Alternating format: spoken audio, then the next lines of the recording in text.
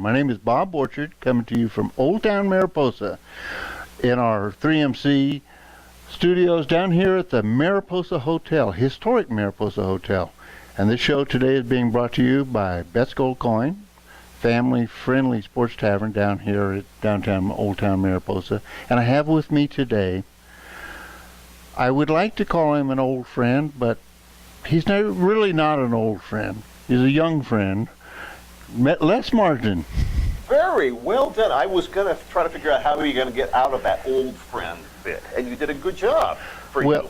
Well, I've been rehearsing that line. And many others, I'm sure. Les, as some of you may know, is the founding conductor of the Mariposa Symphony Orchestra. Yep. And he is the official local treasure. I'm sorry, that's a compliment, and I didn't really mean it. He is really one of the more gifted musicians that I've ever been around in my life, and I've been around a few, not in the symphonic world, but you've been around the block a few times. I've been around the block a couple of times. Yeah. At any rate, Les is here today to talk to us about the Mariposa Symphony Orchestra as a founding conductor. And he's also here to talk to us a little bit about this weekend, because we have a big weekend coming up. We do. And Bob, thank you first for having me. And thank you also for what you do for Old Town Mariposa, but also for the entire county and really our region. Because what we have here in Mariposa, I think, surprises people who have never been here before. It's really wonderful. And as a matter of fact, you probably know my story. Even though my wife and I had grown up in Fresno, we spent 20 years in New York, London, where I was based. When I became disabled and retired at the age of 42, we thought about all of the places on the planet where we would most like to spend the rest of our lives. And it just came back to Mariposa. And if somebody is in that position where they really can literally pick and choose, and they settle on Mariposa, well, it tells you a lot about what Mariposa has to offer. And we've never regretted it. But we moved back here 15-something years ago, and I realized that it was perfect except for one thing. It just needed its own symphony orchestra. And I'm pleased to say that within a few months, we had 17 musicians at our very first rehearsal, 31 musicians at our first concert, and we are now 60 musicians strong. And there are people who have asked to come and join the orchestra. Matter of fact, I got a call from a very, very well-regarded musician just last night who wondered if it would be possible to come and sit in on the concert and play with us. And I had to turn her down simply because we do not have physical space. The Feaster stage, as you know, it's a decent size, but I had to have a stage extension built for the front of that stage just to put the orchestra on. And so right now we're at 60 until we can find a bigger place to play. But we're now in our 13th season, and Mariposa is, as I think you know, the smallest town in all of America able to claim that it has its own symphony orchestra. So it's another one of those nice little distinctions we have here. I want to take back a second. You were talking about finding talent in these hills, and we started doing this show about a year ago, and then around Christmas time we moved into our town studio here in Old Town Mariposa. What we found was that there's a wealth of talent in these hills, and that's what you found as well. We've been gathering a lot of attention, and we've been gathering a lot of friends, and I've been able to find people in this town that have worlds of experience in working in media. They have a great deal of talent, creativity at a level that you can't find just any place. So I know a little bit about what it is. It's like finding gold. Well, it is. I gotta say, we've got to go one step further. And for me, it's very important to not just find the existing talent, but to develop the new talent. And one of the things I'm most proud of with the orchestra is we have a lot of younger musicians. And people are not really becoming trained on the traditional symphonic literature instruments, the string instruments that maybe, there used to be a time when everybody had a violinist in the family. So when I find younger musicians or can persuade perhaps someone to take up one of the instruments, as we did a few years ago with a young lady who became extremely proficient on the bassoon, that to me is even more valuable to not only find the talent, but then to nurture that talent, to bring that talent And develop it. Yeah. And So you want me to tell you about this weekend's concert, or should I let you get a word in edgewise? well, you know how much I don't like to do that for you. I know, and you know how much I appreciate it. Yep. Because you can just sit there and snooze while I talk. Well, if my snoring bothers you, Well, no, that's not the only thing about you that bothers me. But go ahead. I understand. No, but seriously, this weekend is a very special weekend. We have a concert both in Mariposa, and this is April 25th in Mariposa at the Feaster Auditorium. That's Saturday. Saturday night at 7 p.m. And then we will perform the very next day in the Great Lounge of the Ahwahnee Hotel in Yosemite National Park at 2 p.m. And we have been performing there annually for probably close to 10 years now. And I have to tell you, it's one of the most extraordinary experiences, not only for the orchestra, but also for the audience, to be able to sit, listen to extraordinary music, and then be able to simply look out the window and see what you can see outside. That is an amazing view. Well, and this weekend will be special, because on the first half of the program, I programmed Sibelius's Third Symphony, the great Finnish composer, and his music I've described it as being an embrace of nature. And his music, really everything he wrote embraced his beautiful, you can hear the birds singing, you can see, in the case of Finland, an icy expanse at times, but you can see also, and you can feel the warmth of spring. And this symphony, his Third Symphony, has all of that and far more, and it's an extraordinary piece to perform both in Mariposa but also in Yosemite.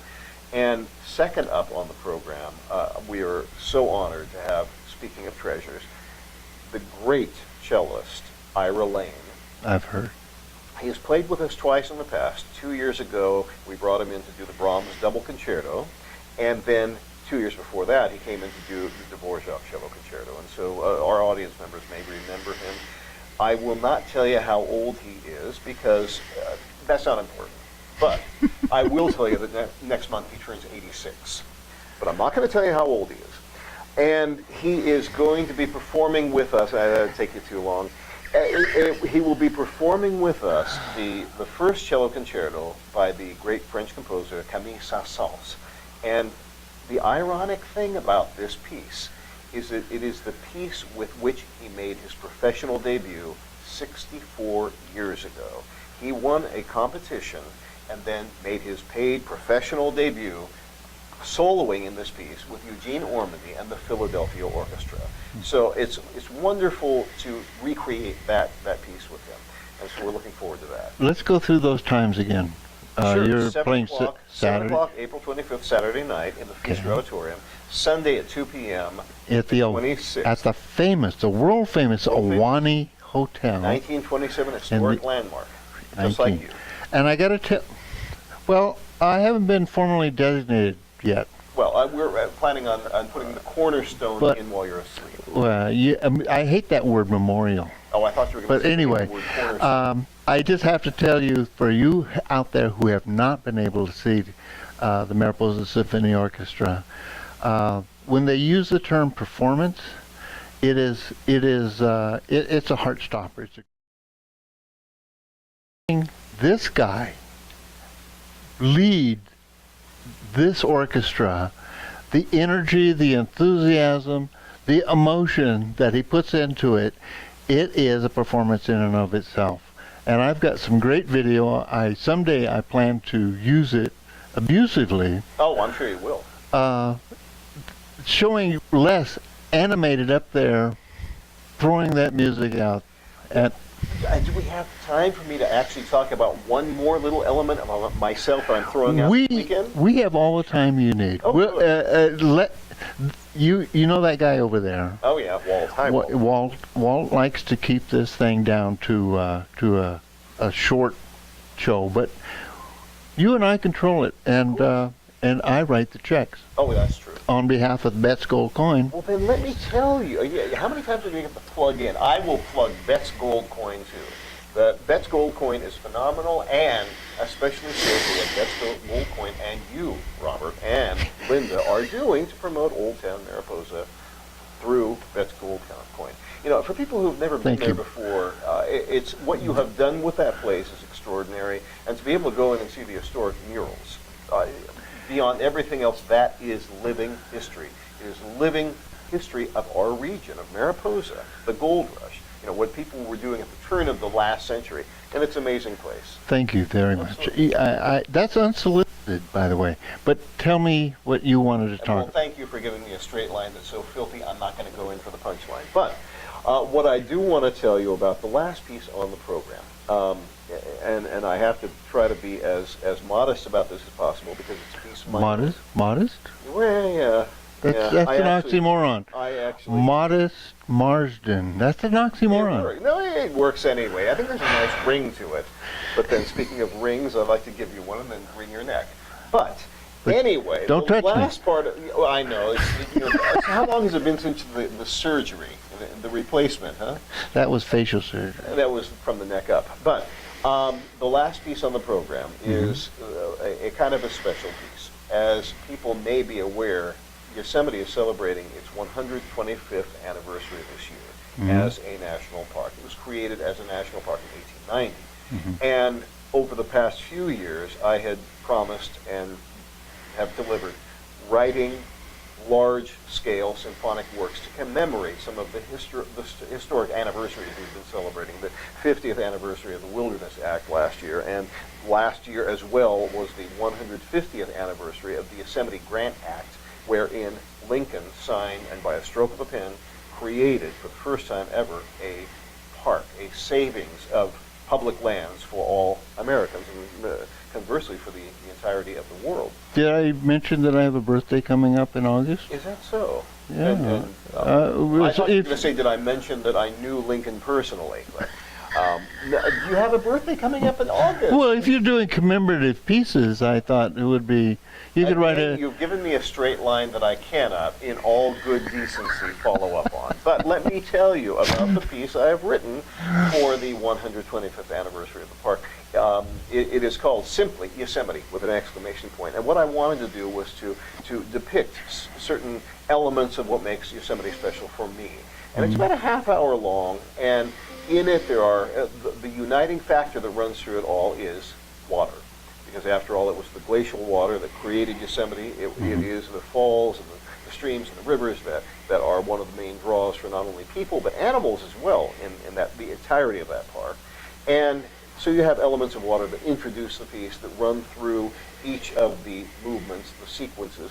And the first sequence is before dawn, pre-dawn in the Mariposa Grove. And I wanted to get the feeling of being in the shadows of these giants, but not only the giant trees, also giants such as Galen Clark, without whom we would not have those trees today. We move then eventually into a little sequence that I call the chicory, the seller's jay, and the black bear's lament. And so we have a depiction of perhaps an interchange between those creatures.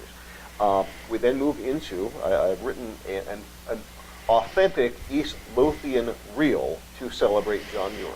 He was born in Dunbar, Scotland, in the East Lothian area, and that sequence is called Go West Young Muir. His family moved to the States when he was 11. So, you know, people tend to play up the Scottish side of him, but, you know, he was an American from the age of 11. So we begin this reel, and it's a wild little reel that eventually becomes overtaken by the Yosemite motif, the sound of Yosemite that I had developed for the last symphonic poem. And that eventually takes it all over. The final sequence that you will be hearing is 1962, Twilight in Yosemite Valley, summer.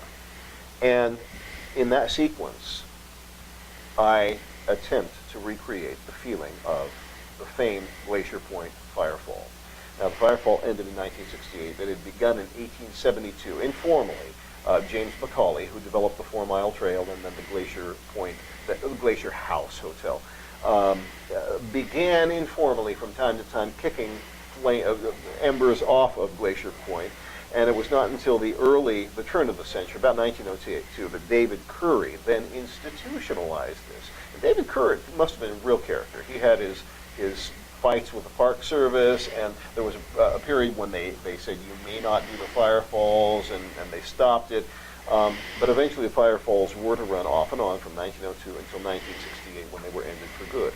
And there was a very famous exchange. The callers from Glacier Point and from Camp Curry that would yell from one point to the next, and then eventually the fires would fall promptly at 9 o'clock every evening in the summer. Mm-hmm. And I have attempted to recreate all of that, plus the feeling of that firefall. And we actually, you will hear the two callers. I do one of the callers' voices, and another caller's voice comes from the orchestra itself. And that is a quick description of the half-hour piece, Yosemite. And you know, I can almost hear this symphony in my, because you've described some places I've been, and I can't wait to hear your show. This is going to be awesome. But I can hear it in my head right now, just based on your description. I'm really looking forward to this, Les. Well, thank you, Bob. And I don't like to admit this in public, but I really do love the way you perform. I love the work that you do, and I really appreciate you coming on the show with us today. Well, it's a pleasure and an honor for me. Thank you. And for you out there, thank you for joining us. This is the Old Town Mariposa show, coming to you from Old Town Mariposa, brought to you by Bet's Gold Coin. Thank you very much.